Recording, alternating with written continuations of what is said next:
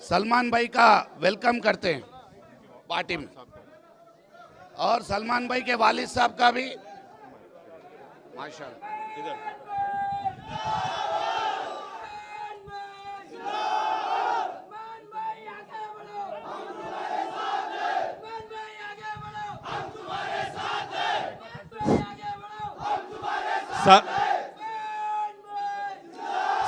साथ ही साथ कि कांग्रेस हुकूमत 2 साल से हुकूमत कर रही है, 2 साल से गवर्नमेंट चला रही है तेलंगाना रियासत में, मगर अफसोस की बात है ना तो कोई वहाँ पर कोई मुसलमान एमएलसी है, ना कोई वहाँ मुसलमान मिनिस्टर है।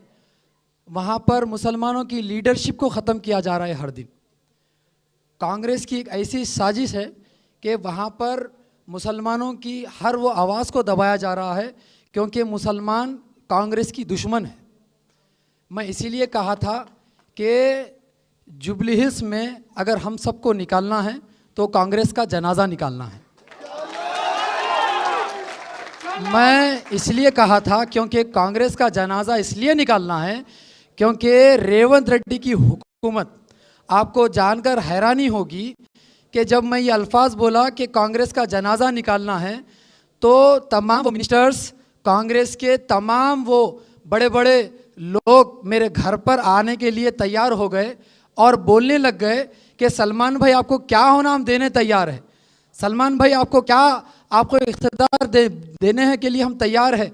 मगर मैं क्या बोला कि 21 तारीख से पहले अगर तुम खबरस्तान दे देते तो हम तुम्हारे पास चलकर आ जाते थे।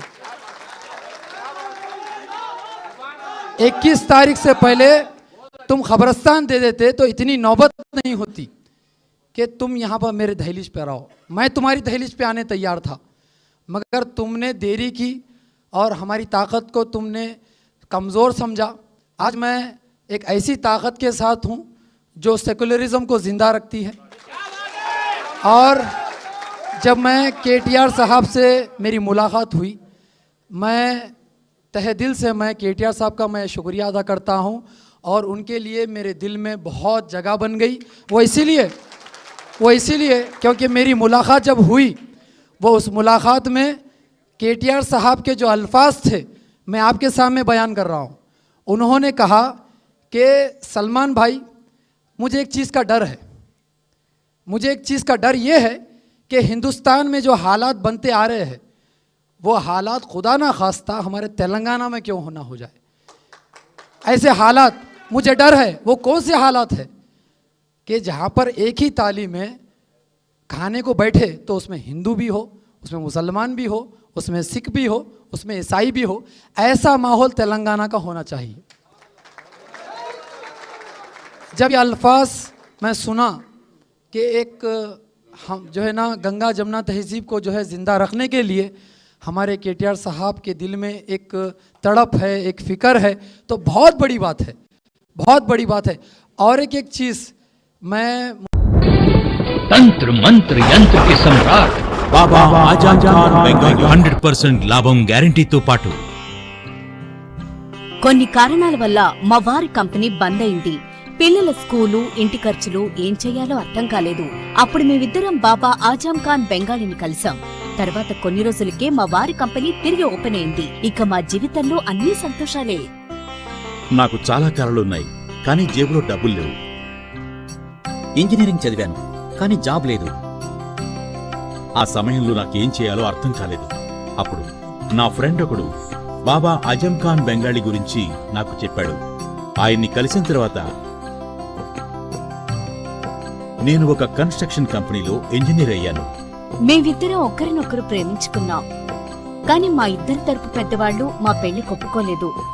మేము బాబా ఆజం ఖాన్ బెంగాలీ గారిని కలిసాం. ఆ తర్వాత మా పెద్దలు మా పెళ్లి ఒప్పుకున్నారు. ఉద్యోగం, వ్యాపారం, ఇంటి పోరు, ఆర్థిక సమస్యలు, ప్రేమ వివాహం, చేతబడి చేయబడిన వారు, భార్యాభర్తల మధ్య గొడవలు, పెళ్లిలో ఆటంకాలు, సవతిపోరు, శత్రుబాధ, విదేశీయానం, సంతాన ప్రాప్తి, ముట్కార్ని వశీకరణం స్పెషలిస్ట్. నేను చేసిన పనిని ఎవరైనా సవాల్ చేస్తే వారికి నగదు బహుమతి. మా address Baba Azam Khan Bengali, Malakpet, Hyderabad. Phone number 9573048697. अगर आपने हमारे चैनल को अभी तक सब्सक्राइब नहीं किया है तो यहाँ पर रेड कलर का सब्सक्राइब बटन दिख रहा है, उसे क्लिक करें और हमारे चैनल को सब्सक्राइब कीजिए और साथ ही साथ बेल आइकन को भी क्लिक कीजिए, जिससे आपको ताज़ा अपडेट मिलती रहे।